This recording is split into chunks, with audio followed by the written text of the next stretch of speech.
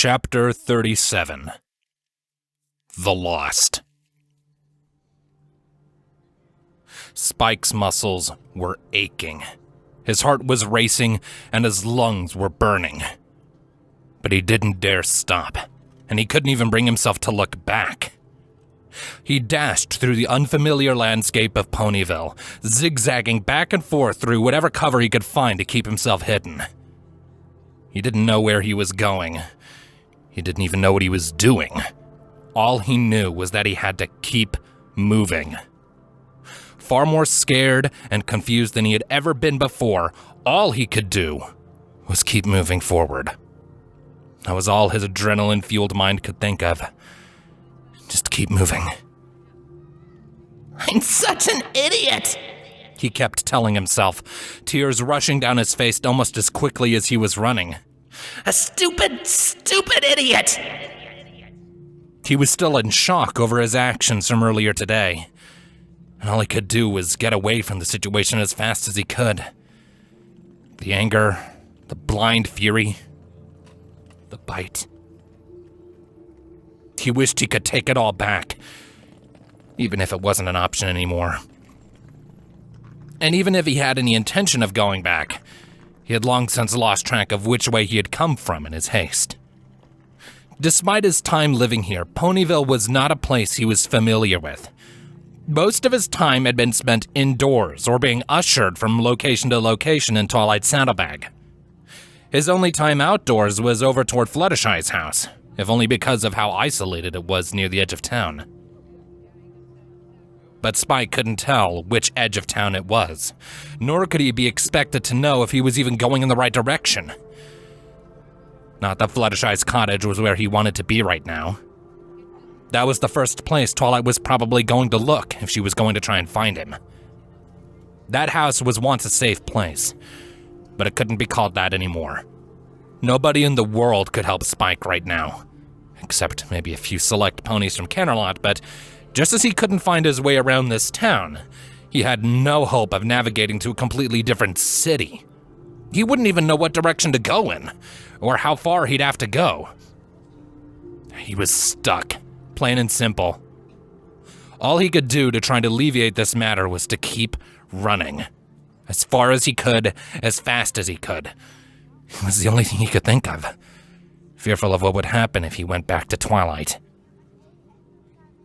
He had never once seriously considered the possibility that Twilight would do anything to harm him, but he had also never expected himself to lash out and bury his fangs into her leg. Nothing was outside the realm of possibility anymore, and Twilight could respond to this situation in any number of ways. And that's what scared Spike the most. He didn't know what would happen if he ran into her again. Even though it hurt more than anything to come to that conclusion. And so, all he could do was keep running.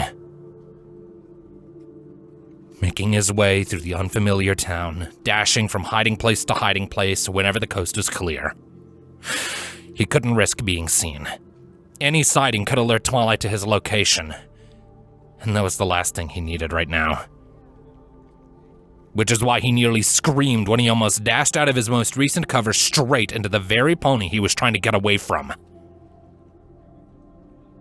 Twilight stood there, thankfully oblivious to his presence as he scrambled back into the bushes, and she was clearly in a bad mood. Her head hung low, her hair was twisted into a tangled mess. Those combined with the singed cloak on her back made her look absolutely deranged, and it only furthered Spike's decision to remain hidden. But even so, he had to fight years of instinct, telling him that Twilight would provide safety and shelter, and it tore him up inside. Somewhere deep down, he wanted to believe that Twilight was the person he had grown up around. But at the same time, he couldn't forget everything that had happened today. Twilight's outburst towards those strangers, how easily he had been persuaded into distrusting her, and how quickly he'd been willing to attack her in his rage. It wasn't just fear that was driving Spike to run, he suddenly realized. It was also his shame. shame for what he had done, and how he had turned around and treated Twilight after a lifetime of kindness and care. He had thrown it all away in a matter of moments with that stupid tantrum of his. And now he wasn't sure if anything could fix it. If nothing else, he couldn't blame Twilight for hating him now. Holding his breath, he could hear her mutter something to herself in an agitated growl. He couldn't make out the words, but the angered inflection that she carried gave him a few ideas. He waited in tense silence, watching as Twilight began to walk away from his position. Then, without warning, she took off sprinting.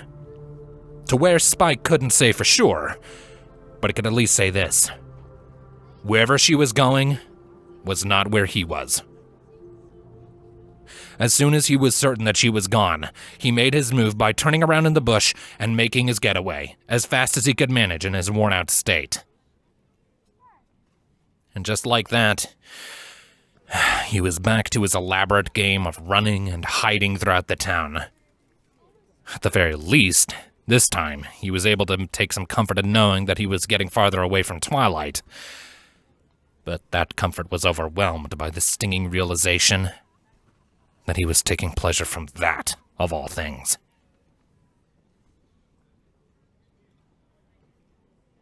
Time lost most of its meaning to Spike at this point. It could have been minutes. It could have been hours. He didn't know anymore. All he knew was that he had spent the better part of the day running around like this. He was exhausted. He was thirsty. He needed rest and sustenance if he had any intention of continuing like this. If nothing else, he was able to rest in the shade of his newest hiding spot, an old overturned crate nestled between two close-together buildings. It looked to be out of the way enough to where no one would bother him, so it was as good a place as any to take a load off, regain his strength, and come up with a plan.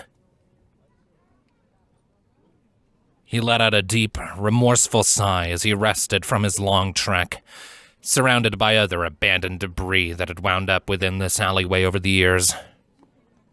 He couldn't help but feel like he was just another piece of discarded rubbish himself, unloved and unwanted. He was enough to bring him back to silent tears.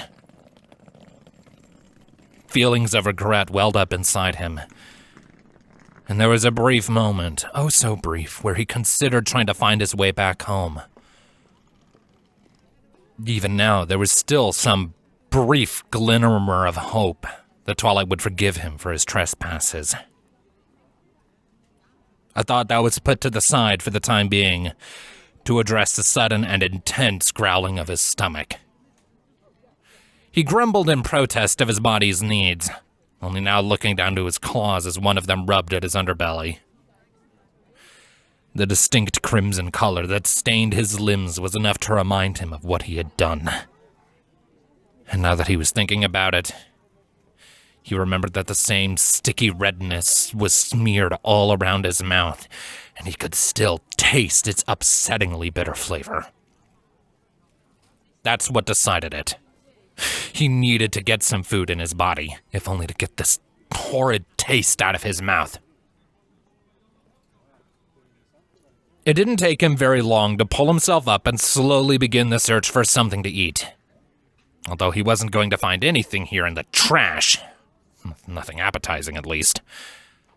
And so it was, with great hesitation, that he began to venture back out into the sunlight, keeping low to the ground to try and stay as discreet and hidden as possible.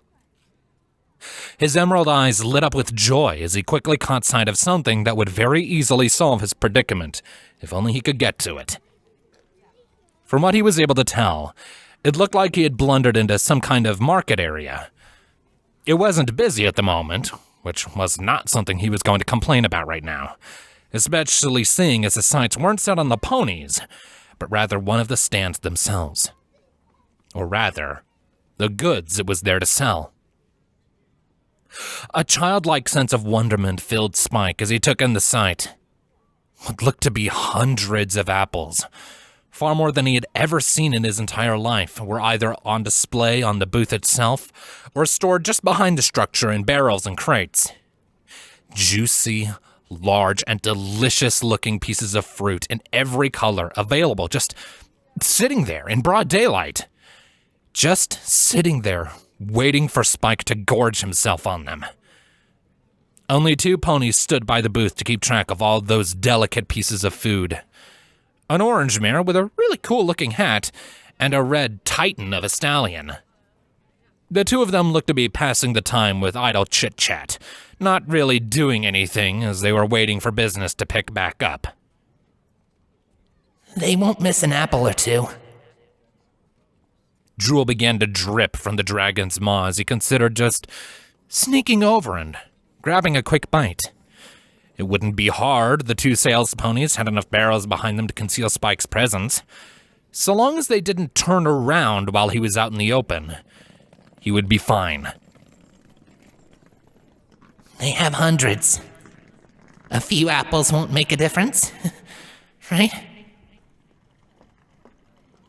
He surveyed the area one last time to make sure it was safe, only moving forward when he was certain he wouldn't be spotted. There wasn't much cover between the alleyway and the apple stand, so he had to move quickly and quietly. He kept close to the ground as he slinked on over, eyes dilating as his prize drew near. Nobody was the wiser while the long dragon wedged himself between the gap of a couple barrels, practically home free for swiping his snacks. He had to fight the urge to celebrate his achievement, otherwise blow his cover. For all intents and purposes, he had won, and now all he had to do was grab some grub and be on his way. The hardest part about all of this was picking which flavor of fruit he wanted to indulge in, eventually choosing the tried-and-true red delicacies to his right. It didn't take much effort to prop himself up onto his hind legs and get a better view of his soon-to-be meal. And right into the line of sight of the red pony, who had chosen this exact moment to wander over to the very same barrel that Spike had chosen to steal from. There was a split second where the 2 silently stared at one another with wide, shocked eyes, both equally surprised by the sight of the other. And after the longest second that Spike had ever endured, the red stallion screamed. Never in his life had Spike heard such a loud or shrill scream of terror, and never once had he expected such a sound to come from such a masculine figure. But things he had never expected were the reality he now lived in, and it was only made worse as the titan of a pony kicked at the barrel between them. The wind was knocked from Spike's lungs as the container crashed into him, his reflexes serving him well enough to twist and turn free before he was pinned down by the falling barrel. He didn't waste any time in scrambling back up and running off as quickly as he could. Adrenaline and fear mixed into a potent cocktail to propel him forward with reckless abandon, no longer caring if he was seen or not. And he was seen, if the shocked gasps and confused shouts he overheard as he dashed along were anything to go off of. Each one of them very telling as to what the people of Ponyville thought of him. What is that? Bloody snake thing! Did it eat someone's cat? And just like that, Spike was back on the run. Only now it was the entirety of Ponyville he had to try and escape from.